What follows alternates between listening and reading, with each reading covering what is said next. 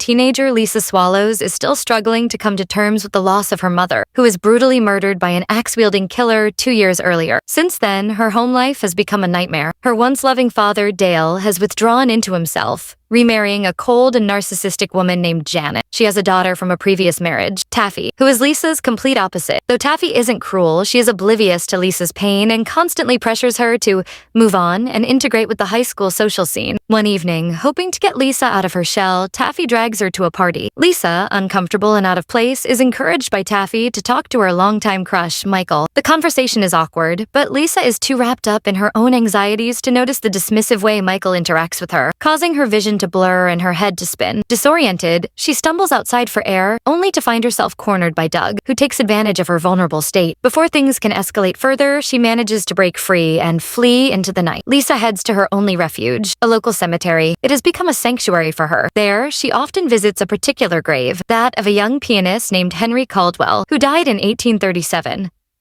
According to legend, Henry was struck by lightning and killed after his lover left him for another man. Lisa feels a strange connection to his tragic story, crying as she recounts her latest misfortune. Storm clouds gather overhead. As Lisa finally stumbles home, a sudden bolt of lightning strikes Henry's grave. The earth trembles, and moments later, a hand claws its way out of the dirt. The pianist has returned. In the dead of night, Henry, the reanimated corpse, enters her house. He is monstrous in appearance. Lisa, initially terrified, soon recognizes him. The resemblance is uncanny. This is the man whose grave she has visited for years, the man she has spent countless nights imagining, but he isn't supposed to be real. Torn between fear and fascination, she hides him in her closet. In the following days, Lisa tries to care for him in secret. The creature is mute but expressive. When the creature, in a moment of mischief, leaves a worm in Janet's food, Janet snaps. She accuses Lisa of trying to poison her and threatens to have her institutionalized. Lisa, for once, stands her ground. But before Janet can strike her, the creature emerges from the closet. Without hesitation, he grabs Janet and slashes her throat. The creature then kneels beside Janet's lifeless body and, with eerie precision, slices off her ear. Lisa, instead of panicking, accepts what has happened. Together, they drag Janet's corpse to the cemetery, burying her near Henry's old grave. Lisa then attempts to attach Janet's ear to the creature's head, but quickly realizes that his new parts won't function without a power source. Thinking quickly, she and the creature sneak into Taffy's room and use her tanning bed to jolt the ear to life. The electrical current not only revives the ear, but also restores more of the creature's human features. For the first time, Lisa sees a glimpse of the man Henry once was.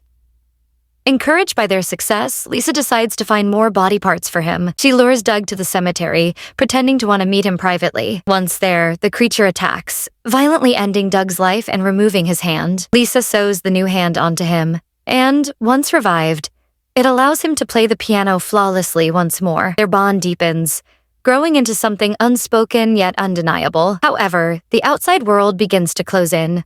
The police investigate Janet and Doug's disappearances, and Lisa becomes a suspect. Still, she refuses to cooperate, feigning innocence. Desperate for comfort, she seeks out Michael, only to find him in bed with Taffy. Heartbroken, she turns to leave, but the creature, who has followed her, enters the room. Without hesitation, he seizes Michael and, in a fit of jealous rage, hacks off his genitals. Lisa, unwilling to see her stepsister harmed, stops him, instead giving Taffy her mother's rosary as a symbol of gratitude for the rare moments of kindness she has shown. Lisa and the creature flee to the cemetery as sirens wail in the distance.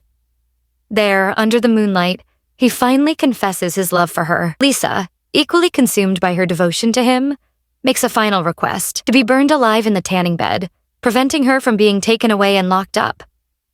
Devastated but obedient, the creature grants her wish. As the fire consumes her, he watches in sorrow, holding the only woman who ever truly understood him. Sometime later, Dale and Taffy visit Lisa's grave. To their confusion, a new inscription, "Beloved Wife," has been added, and the tombstone is cracked as if struck by lightning. Elsewhere, in a secluded spot, the creature sits on a bench, reading in his lap. A newly resurrected Lisa stirs, slowly opening her eyes.